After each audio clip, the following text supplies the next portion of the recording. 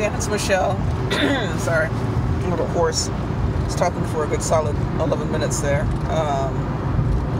And I noticed that the video cut off, so I think my cutoff might be for recording these things around that time period. So forgive me for having to do a separate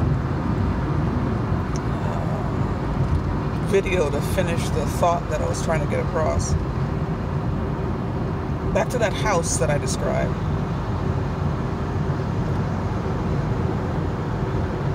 When we speak of lasting change in this country,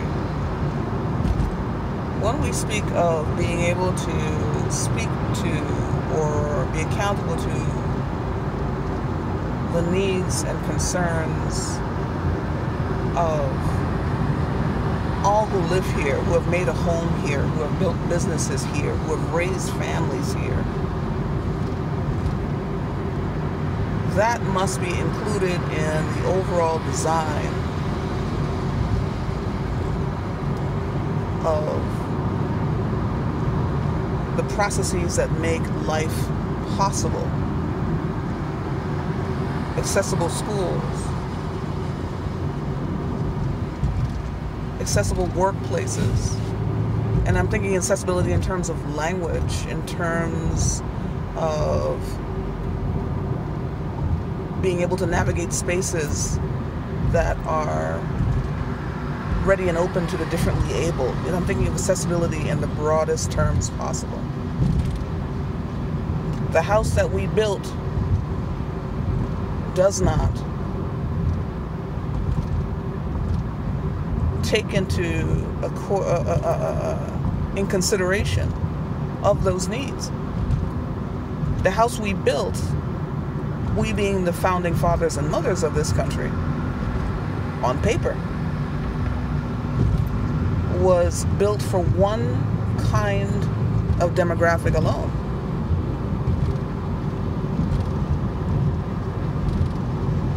So the house we need to rebuild after we tear this nonsense down has to reflect the beautiful and multifaceted nature of all of us and all our needs. I think there is a way to compromise in a healthy way about how to make that possible without feeling or intentionally leaving people out of the process. I think that there is a way, by engaging people where they are, to uniquely and specifically design ways and means to address long-standing acts of discrimination, long-standing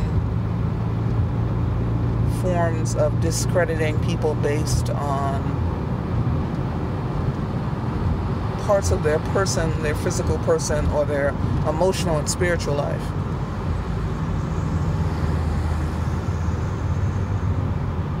And I'm looking for builders. I am looking for individuals who are willing to take up the charge of rebuilding this house so that everyone can make a home within it. I'm looking for people who are willing to make that leap of faith. And I distinguish faith from, if we step away from religious doctrine or even a spiritual life, I understand faith as making decisions, investing in the possibility that these decisions will come to fruition, even if we do not have proof at hand. So I fundamentally believe that it is possible to create a country that is accepting of all people, regardless of which country of origin they came from, their veteran status, their ability, whether it's physical, emotional, or otherwise, their path of non-belief or belief. I think there's room in this house to thrive, not just live, but to thrive for everyone. So if you're watching me this evening or happen to hear of this conversation through others, and that's how you stumbled upon me, I'm looking to connect with you as a fellow builder in this process.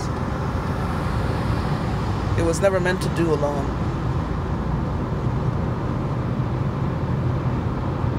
We were never meant to be isolated from the governing bodies that were created to represent us.